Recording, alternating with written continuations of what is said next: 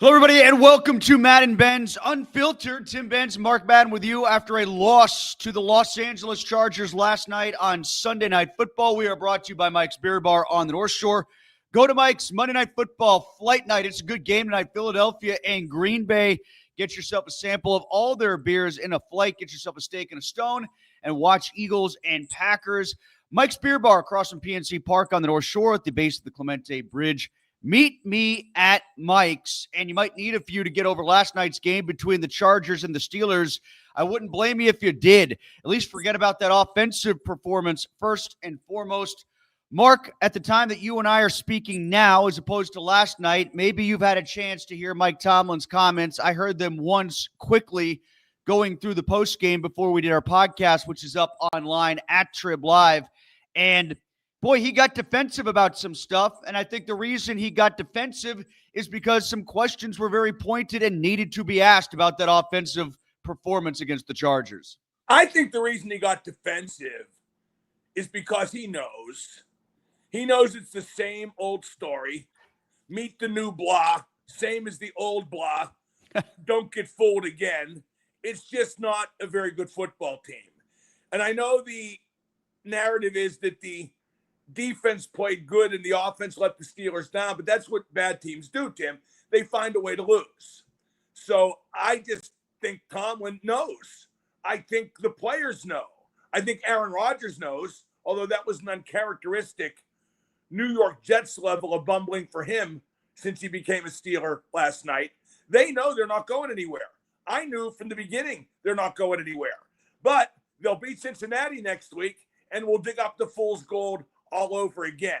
But the team has too many inconsistencies, too many big money bozos who don't perform consistently enough, too much up and down. And when you do the up and down, you're never up enough. Well, you could comment, folks. Get your questions and comments in now. And in fact, I'm going to read one right away because it segues into basically the next point I was going to bring up. Eric says, gun to your head right now, if you're forced to bet, does this team finally finish below 500, or do you still think it's headed to 9-8? Well, first of all, if they're holding the gun up to my head to make a bet for myself, that's weird. But if I were to do that, I would still say 9-8 because that's just what they always do. And I think there's enough soft spots to land to get to 9-8. Like you said, Mark, even though they lost the Bengals the first time, I bet you they get them this time at home. I think they'll put a lot into this game, whereas maybe the first time they just got spooked by Joe Flacco and played on their heels. They'll beat the Browns again. They'll probably split with the Ravens out of habit. And there you go. That's 8 right there. And I'm sure they could get either a win against the Bears or the Dolphins, just to think off the top of my head. They'll probably get to 9-8, but does it matter? Like, this is the point that I always make about the Mike Tomlin never had a losing season thing. There's a lot of times ththey've gotten to 9-8, 8-8, 10-7, whatever it has been, to stay above 500, where it hasn't really felt like being above 500 because the pain of how you got there and have losses like this along the way pull the plug on the enthusiasm of the season. Well, if there had been a gun to my head at the end of the first quarter, I would have begged whoever had it to pull the trigger. What was the score? Pittsburgh 3, Los Angeles 2. I was waiting for Ohtani to homer. But yeah, it's just, you're right. I mean, they will get the 9-8 because it's kind of what they do and what they're designed and built to do. However, unintentionally, perhaps, at this point. You know, it's the chip in the chair, the poker tournament thing. As long as you're in it, you're in it. They just want the games to be meaningful. But the Penguins, by contrast, they're fading a little bit right now. But you can see they're putting the pieces in place, Tim. The Steelers just got old, and they look old. And it's headed to the same destination. They went all in to win a playoff game, and they probably won't even do that. And 9-8 won't win the division. So if they do go 9-8, all it'll do is prop up Tomlin and that absolutely meaningless streak for one more year. But I think that's their ceiling. I thought they were going to go 1-2 in this stretch of 3 games in between Bengal contests. They did. They got there a weird way. Not even so much beating the Colts, which felt like the biggest lock of a loss, than losing the other 2. But the fact that they were dominant against the Colts and then lost in similar fashions, I guess you could say the defense was better against the Chargers than it was against the Packers. It was. But because the offense was so obviously bad last night, I think the defense is getting too much of a free pass, personally. I'm already hearing the narrative of, this was on the offense, putting the defense in a bad spot. Well, of course it was. Sure it was. But at the same time, that's what bad teams do. Bad teams find a way to lose. The Chargers could have had much more. Like, that's the point that we need to remember. They were running Kamani Vidal into the line just to move the clock with 6 minutes left, when if they needed to get creative and get first downs, they could have. I get it. The offense kept giving the ball back to the Chargers quickly, and the Chargers had short fields to work with a bunch, but 37 minutes of possession time and 19 more plays says it all. The defense could have gotten them off the field, could have created the turnovers and not dropped the potential turnovers that they did against the Colts. And Mark, your point was a very salient one of the podcast, which is when they get sacks, those sacks need to count. They can't just be, losses of 3 that don't really impact the flow of the game or create strip sacks. Yeah, and it goes to show, if you control the ball, manage the ball is a better term. If you don't turn it over against the Steelers, you win. That's the only way they win, is when they get turnovers. And yesterday they got none and didn't have a chance to win the game. They were never in danger of winning that game. And Tim, I used to call Bell and Brown the toxic twins? TJ Watt and DK Metcalf, the big money bozos. They betray what they get paid so much more often than not. They're not living up to their salary, not living up to their hype, not living up to their ego, and were both invisible yesterday at Los Angeles. The big money bozos. Well, the Jonnu Smith thing probably needs to be talked about more than what it is, because there's so much else on the plate. Whatever happened to the theory that he was the number 2 wide receiver? Where did that go, and why hasn't that had more of a spotlight on it? We keep talking about they should have gone out and gotten a number 2 receiver. What about their notion that they already had one? How misevaluated was that? Well, how bad is their offense? How unimaginatively administered is that offense? I mean, they're not exactly doing revolutionary things with the tight end like we've been promised. They just found some big lug that they throw the ball in his gut. That's it. That's the list. They've dumbed down Freiermuth. Jonnu's disappeared. They don't have a number 2 receiver, and DK Metcalf's a bum. I mean, this offense is awful. It's awful. It's friggin' awful. Even on a good day, it's awful. And Rodgers finally succumbed to having to be the guy who's the glue, and 1 week he couldn't do it, and they were never in the game. I want to go back to the third down issue and Tomlin's response to that. And if people haven't seen it or heard it because it happened late, maybe you're just getting up now, you could go to Breakfast with Benz. You can go to the First Call post for today. And I embedded the video of the entire post game for Tomlin. It's the last question. It comes with like 15 seconds left. I think it was Alan Saunders who asked it. He said, do you want to run the ball more? And Tomlin was incredulous, rolled his eyes, sighed, and said, look, guys, we've talked about this before. You can't go 0 for 9 on third down and run the ball more. Well, okay, maybe you can run the ball on third down, like on 3rd and 2. Or if you want to get Jaylen Warren involved, which Aaron Rodgers, to the direct opposite of what Tomlin said, needs to happen, how about having Warren, who made his bones in this league as a third down back, occasionally stay on the field on third down? I got a bigger picture question. When are we going to stop pretending Tomlin's something besides a dope? Okay, he's not a good coach. How much evidence? How many more times? Like, the guy's supposed to be a master motivator, and they came out flatter than a plate of urine yesterday. How many times do we just believe his horse manure without calling him out on it? Big picture. He needs to freaking go. He needs to be out of there. New coach, new GM. If they could fire the owner, do that too. This team needs stripped from top to bottom. Well, they're not going to do that because I know they're not, but it doesn't mean they shouldn't. It doesn't mean my rantings aren't, however unhinged, totally accurate. No, I mean, but I've had the same rants and I've said the same thing, and I've just sort of given up on doing it because I'm so frustrated by the fact that this is where they're stuck at. This is almost like, Mark, what they want to be. They want to be known for stability more than they do for winning. They want to be known for that more than they want to try to win, it feels like. Well, I'm going to keep coming back to the Penguins because there is a plan in place there, and it's working. I mean, not in terms of them having a good record this year, but in terms of building a team that can contend again. It's working. The Steelers never think past the next game, and they lost that one. I will say this, and this is kind of a forewarning for next week against the Bengals, as if you need one, because it's the same sort of thought as to why they lost it in Cincinnati, that game 4 weeks ago. They actually did a good job on most of the pass catching options for the Chargers. Part of that was with pass pressure. But the one guy that killed him was McConkey. And if you can't account for one guy who might be their best guy and you account for everybody else, then you're still going to give up enough to lose. And that's what happened. And I will correlate Kamani Vidal to basically what Chase Brown is in that offense for the Bengals in terms of what his ceiling is and kind of how they use him. Is he in relation to Gore Vidal? I don't know about that. You'd have to look into that. No, but Tim, again, I mean, you're right about all that. But don't you feel like we're parsing it too much? They just suck. I mean, like every time they stop something the other team does, the team comes up with something else to work. If they don't get takeaways, the defense stinks. Pure and simple. That's really evident. It was evident against the Colts. It was evident against the Patriots in a positive way. And then without them, and even like the funny thing is it just indicates how bad the Browns are, because the Steelers basically did against the Browns what they did against the Chargers. They dropped 2 or 3 interceptions, but they still had the game in their back pocket and they won. The Chargers are a good enough team that if you give away the opportunities to get the ball back like the Chargers gave them, they're going to beat you.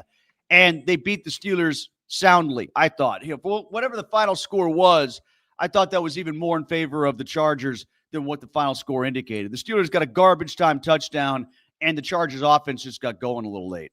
Well, you know what I'm getting on Twitter a lot, Tim, in the wake of that loss? Well, they beat the Patriots. They beat the Colts. Those might be the 2 best teams in the AFC. They did not beat the Patriots and Colts. The Patriots and Colts lost to the Steelers, and there's a difference. Yeah, the Steelers fan base loves to say that about their own team when they fall to a club like, the Browns or Bengals. It can be true in the other direction, too, and it's starting to look more and more like that. Mark, let's talk a little bit more about Aaron Rodgers specifically in this game, because he wasn't good. You said New York Jets level bad. Not only did he make bad throws, I thought he made some bad decisions, too, particularly whatever he was trying to do on the safety, to hop out of the end zone, hop back into the end zone again. I was waiting for him to run along the back line like Dan Orlovsky at one point. Yeah, he was awful, and that was a bumbling, foolish play. I hate to come down too hard on him, of all people, even though he is the quarterback, because that's his first bad game. It is his first bad game, but he was bad. I mean, no, that's it. He's also never had a 300-yard game this year. You could say that. I wonder if that's maybe perhaps based on how they run the offense. Yeah, but Tim, I'm tired of those excuses that, well, TJ Watt's still really good. He just gets double-teamed and chipped. Well, DK Metcalf's really good. He's just the only target, so he gets double and triple-teamed. Well, Aaron Rodgers doesn't have a 300-yard passing game, but that's because of the way they run the offense. No, stand and frickin' deliver. And why do I sound like Gilbert Gottfried? I will say about DK and getting away from double coverage, or Myles Garrett getting away from chips and double teams. Well, that's right. Yeah, he doesn't, Watt doesn't, and maybe you saw the numbers. Yeah, Watt is double and triple team more because it's easier to do on the edge, and that's something that Collinsworth didn't talk about when he put that number up. It's easier to do that because you could put a back or a tight end outside the tackle to create the double team. It's harder to do that with Garrett. Now, you can slide a guard in if he's trying to go through the B gap. The B gap next to the tackle. You could do that, I guess, but then you're creating a hole for someone else, so teams don't do it as much. But now we're getting back to what I complained about before, okay? I'm not worried about that. Garrett's just better. I don't want to hear the tactical breakdown as to why Garrett's better. He's just better. It's nothing to do with tactics. He's just better. Parsons is just better. Watt's just not good enough. Metcalf's just not good enough. I would say with the wide receiver correlation I was making, that's even easier a case to make because like Jackson Smith and Jigba can run away from coverage. Emeka Egbuka can run away from coverage. Yeah, the Steelers need to burn it down, but they're not going to. We shouldn't, honestly, we shouldn't even be interested. You know what this is like? I sometimes watch the same movie over and over again. Okay, like I watched The Town the other night. Affleck, Jeremy Renner. I watched it for like the 10th time, maybe 15th time, right? Because it was on. It just started. It's a great movie. Okay? We watched the Steelers over it again. You know what the difference is, Tim? It's not a great movie. Okay? It's like Undercover Boss or something like that. It's like Breaking Electric Boogaloo 2, whatever the frick. It's just a bad movie, and we should stop watching it. Well, you're a real gem, Mark. You're a real gem. J-E-M-G. This you can have this one. He's a real gem. Real quick before we get some comments here, how about the Penguins and what they did with the goaltending this week? Well, I mean, Morshaw should have played Thursday, but I'm tired of carping about that. He let in a soft goal yesterday. I still think he's a good goalie. I think the biggest problem with the goaltending is if indeed the goal is to sneak into the playoffs, and now the goal is almost too late, Tim, to finish low enough to get like McKenna, right? Yeah. Okay, so, but what they need to do is they need to go out, and this will sound really convoluted. They need to go out and find like some ex-NHL guy that's still in the AHL that's really good at shootouts. And I've looked for one, and I can't find one. But there's got to be somebody out there, and then they have to sub the goalie out for shootouts. Take especially Shilov's out for shootouts because you can't lose every shootout point. When that goalie comes in, is he going to come out to whipping from Pearl Jam like Jason Grilly or Renegade like David Bednar? Or is he going to be the goalie closer? As long as he plays, I don't care because you can't worry about protocol and hurting the starting goaltender's feelings for the sake of losing a point every time. The guy's faced 8 shootout attempts. He's allowed 7 goals, and I think 5 of those through the 5-hole. Let's get to some comments here, and we'll start things off with Eric, Eric was the one we read already. Let's get to Tim, who says, how do you break down the responsibility of this mess between Omar Khan, Mike Tomlin, and the players on this team? Tomlin, 50%, Khan, 30%, players, 20%. I think it's going too easy on the players. Yeah, why do we have to break that down? Why don't we just say that the situation as is sucks and won't ever get better? Why can't we say that? Why do we not have to look at the whole organization from the owner to the ball boy and realize it's behind the times, it's outdated, it's prehistoric, it got older for no good reason, it's half all in, which means it's not all in at all, no moves at the deadline, and it's not going anywhere. It's a nothing happening organization. It's never been a more embarrassing time for the logo. And sure, they've had worse teams, but like when Kyler went 5-11, they drafted Ben. I mean, this can't get better. It's like they don't want it to get better. Gary wants to know which of the offseason contracts looks the most egregious at this point. Well, I mean, it's got to be Watt because it's the longest. And it's also at a position where they've shown they can find the talent to find a starter. Well, not only that, Tim, the Watt contract, I'm going to go back to it again. They should have made him play out his deal and then franchised him and done what's best for the team. But no player on this underachieving, candy-ass bunch of locker room losers with big egos can ever know an unpleasant moment with the owner. The owner has to, I don't want to say be their buddy. He's afraid of them. He doesn't want to hear them grouse. It's disgusting how they mangled that Watt situation. I said then, make him play it out, franchise him, and I was right. There was no right and wrong. I was right. There was no debate. I was right. And they didn't do it, and now they're clearly wrong. Richard says the Steelers refused to rebuild because they're all in on Tomlin, never having a losing season. The roster got older this past offseason just so they could go all in on trying to get a playoff win, which is looking far less likely as the season progresses. Yeah, I mean, they better be really careful about this division thing because with the Ravens getting hot again now, the division, I think, is their only path to the playoffs. Especially yes, with the Steelers have to win the division to make the playoffs. I think that's correct. Ron says the Pens should demand the NHL not play afternoon games. In general, I'm not a huge fan of afternoon hockey, especially this time of year, but you got to play them, especially like when the local football team is on in the middle of the night against the Chargers. You might want to play an afternoon game. You said, Mark, they actually had a pretty good walk-up for that Miroshov debut, right? Don't know about a walk-up, but the crowd was pretty good. I mean, I wasn't there. I didn't see the attendance figure, but watching on TV, it looked pretty good, yeah. I don't want to get to this guy. He's ripping on you, but he might as well be ripping on me too because I picked the Steelers as well. He says Madden picked the Steelers to win yesterday. No credibility here. It's like the media doesn't even watch the team. Well, like I just said, believe me, if I didn't have to watch the team, I wouldn't. And I feel sorry for you that you have to. You feel you have to. You know why I picked them? Because they should have won. The LA offensive line was beat to crap. They were down to their third string back. and the Chargers beat them anyway. Don't blame me for making the wrong pick. Blame your master motivator for letting his team come out flat, and then they sucked for 60 minutes. Right, I have no credibility. Let me tell you who has no credibility. The Steelers, their logo, their owner, Mike Tomlin. That's who has no credibility, bitch. I thought exactly the same thing when I read that. If the Steelers went into a game with 2 backup tackles and a third-string running back, the excuse-making would be through the roof. And now we're supposed to say that didn't matter for the Chargers? Come on, give me a break. Well, to be fair, Tim, the Steelers did go into games with 2 backup tackles last year, Dan Moore Jr. and Broderick Jones. Oh, I thought actually, Mark, that's one thing we haven't talked about. I thought the offensive line took a big step back last night. I thought the offensive line had made some progress, but literally from snap one, when the backup guard starts with a false start, the offensive line took a big step back, and I thought the 2 tackles that have made some progress were the chief offenders. Yeah, no, I want to get back to this guy, though. That's what I hate about Steeler fans. That's why I pretty much hate each and every one of you watching, because you have no credibility. Your team sucks. It hasn't won a playoff game in 7 years, and you're getting mad at us? I don't think so, Joel. That's just ridiculous.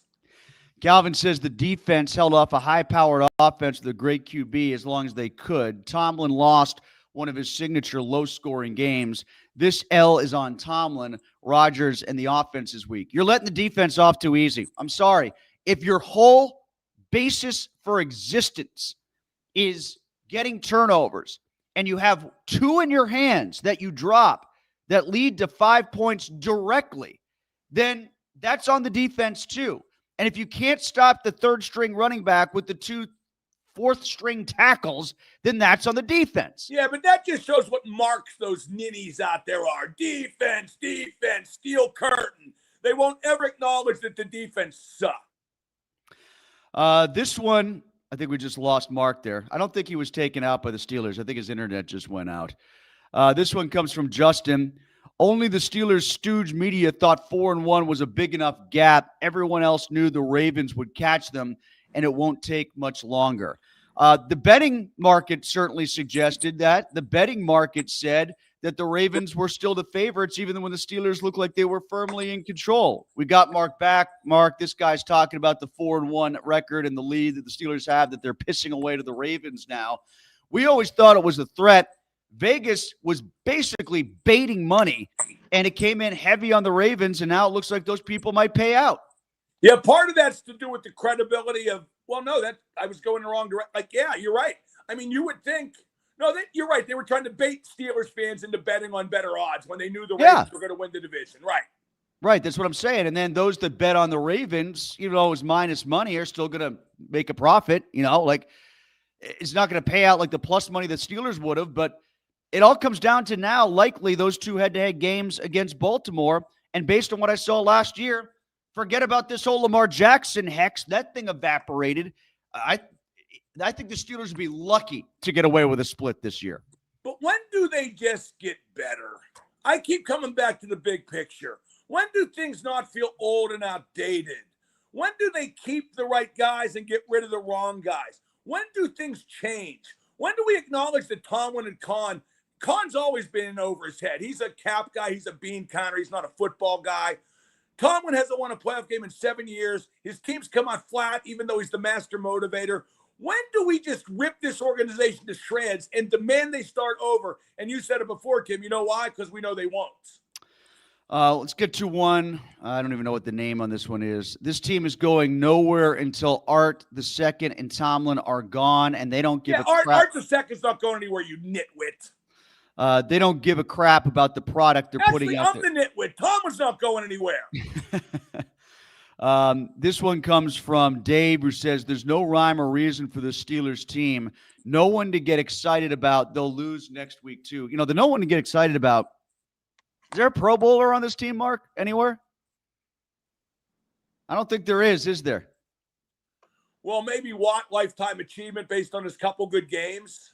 By default? Like he might just rack up enough sacks so that he gets there. I mean, like numbers-wise, Highsmith might be on a faster path in terms of just sack numbers and productivity. No, I mean, you're right. Maybe there's not. Pete says it doesn't take a genius, let alone a super genius, to see the Steelers stink. They don't adjust in-game to take advantage of what the D gives them. I'm not sure what the D gave them last night. If you're suggesting that they should have run more, again, I'll go back to this with the running back thing, like what Rodgers talked about. Leave Warren in on third downs. Like, they had, of their third downs that they fanned on, 4 of them were 3rd or 5 or less. You can run in those situations, especially in an era where most teams go for it on 4th down now anyway. Get half and go on 4th then. But you don't have to throw on 3rd and 2 all the time, especially when the pass offense is out of sequence. You know what? I'm like almost out of things to say. That's too bad because you got a 4-hour show today.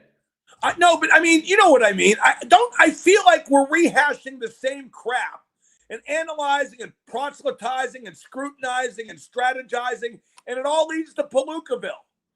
Like I said, it's the same movie, and we're watching it again. Yeah, I think part of that is we analyzed the hell out of this team because the baseball team was no good. The hockey team was no good. We talked about the draft and free agency and Aaron Rodgers coming here into oblivion before we even got to Latrobe. And every scenario under the sun was advanced, and now they're living down to one of them, which is all that change and no change. The Steelers, in their own way, are run just as badly as the Pirates. In fact, I take that back. The Pirates are run much better because they achieve their goals. Their goal is just for profit. Yeah, their goal is just for profit. That's kind of a different kettle of fish, that conversation. But I get your point. This makes me so mad because it's so transparent. Not enough people see through it. What do you think people see then when they see, like, the matchup on a Sunday and they're a 3-point favorite? I think they're going to win that Cincinnati game, and people are going to be, this team could go places. They beat the Colts. They beat New England. This is a team that could beat anybody on a given Sunday, and this is finally going to be the year. Here we go. Even if they do, adults. Even if they do, if you're watching this, you're stupid. It's a ton of adults. Even if they do get the home playoff game, we know it's going to happen, right? I mean, like, whoever's going to come here is going to steamroll them, especially if it's Kansas City or Buffalo. I know Buffalo lost to Miami, but that felt like a fluke. I don't think they're going to make the playoffs. I think there's going to be, like you said, one team out of that division. The champion makes the playoffs, and that's it. And it ain't going to be them. All right, Mark, what else do we have on the show today on Monday to wrap things up from Los Angeles last night? Just more anger. Any anger about Liverpool? Yes. Well, not on the show, but yeah, but at least we won the league last year. There's that to hang your hat on, yeah. Seriously. I had a bunch of Steeler fans. Well, your football team got killed. I go, yeah, mine won the league last year and in 2020 and Europe in 2019. I mean, my football team tries to do the right thing all the time. Well, I heard on DV. And yours doesn't. I heard on DVE today, Mark, that this is the anniversary of the wreck of the Edmund Fitzgerald. That feels appropriate after last night. Tim, there was a time in the first quarter when the waves turned the minutes to hours. That'll do it for us. The Madden Monday podcast is up as well. Also brought to you by Mike's Beer Bar and the Fans First Network at Trib Live. We'll be at it next week after the Bengals and see if we're talking about the same thing again. I bet we kind of are. We'll talk about the Penguins too. Plenty to get to. And we'll see what Notre Dame does to Pitt. Maybe we'll bring that up as well. This is Madden and Benz Unfiltered.